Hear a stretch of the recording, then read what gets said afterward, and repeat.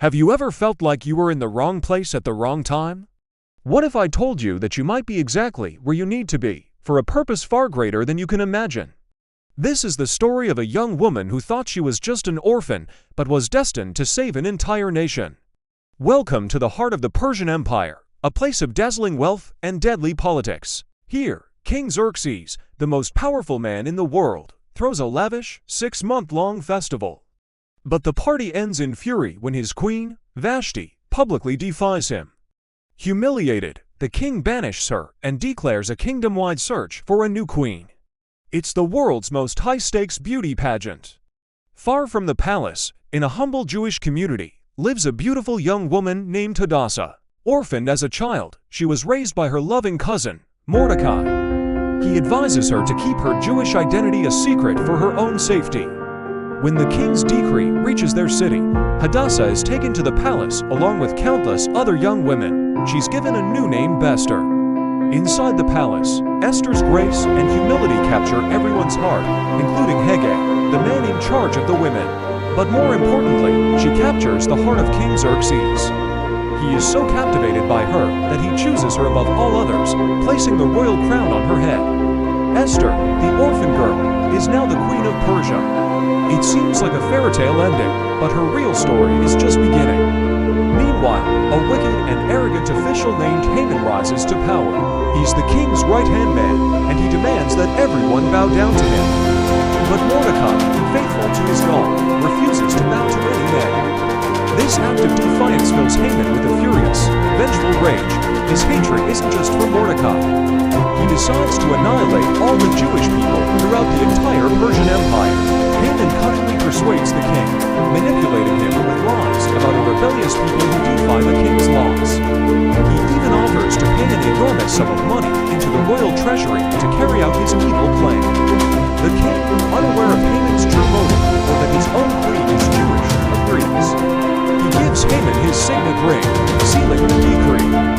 A date is set for the destruction of an entire people. When Mordecai learns of the decree, he is devastated. He tears his clothes and covers himself in sackcloth and ashes, a sign of deep mourning. Word reaches Queen Esther, and she is terrified. Mordecai sends her a message, urging her to go before the king and plead for her people. But there's a deadly problem. Anyone who approaches the king uninvited can be put to death, unless he extends his golden scepter. Esther hesitates. Her life is on the line. Mordecai sends back a message that echoes through history. Do not think that because you are in the king's house, you alone of all the Jews will escape.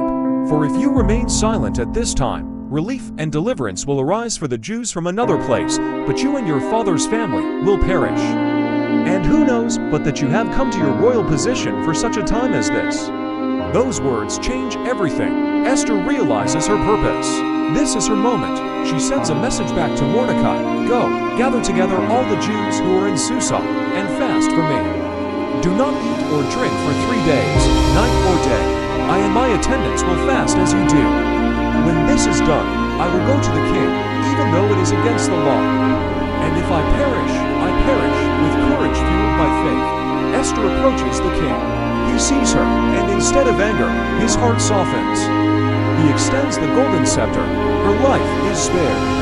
But instead of blurting out her request, she wisely invites the king and Haman to a banquet, and then to a second banquet.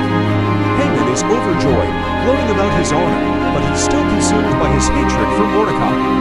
He even builds a 75-foot-tall gallows specifically to hang him. That night, the king can't sleep.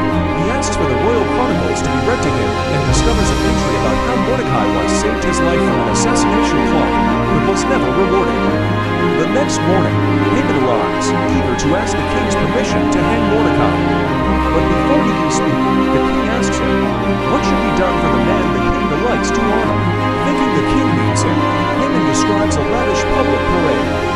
The king then commands, go at once, do all that you have said for Mordecai the Jew. Humiliated, Haman is forced to lead his mortal enemy through the city streets in honor.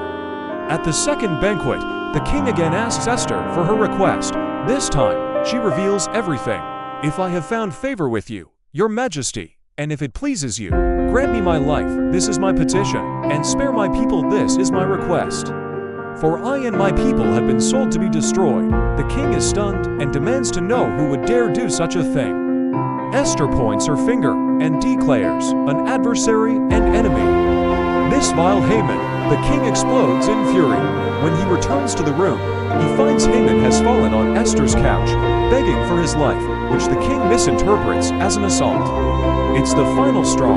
The king orders Haman to be executed on the very gallows he had built for Mordecai. The threat wasn't over.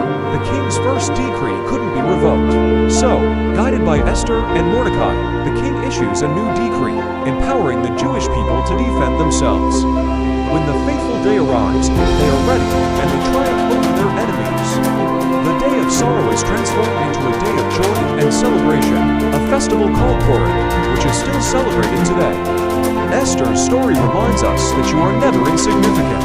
Your life has a purpose. You may not see the full picture right now, but you are uniquely positioned to make a difference. So, embrace who you are and where you are, because you might just be there for such a time as this. Thanks for watching.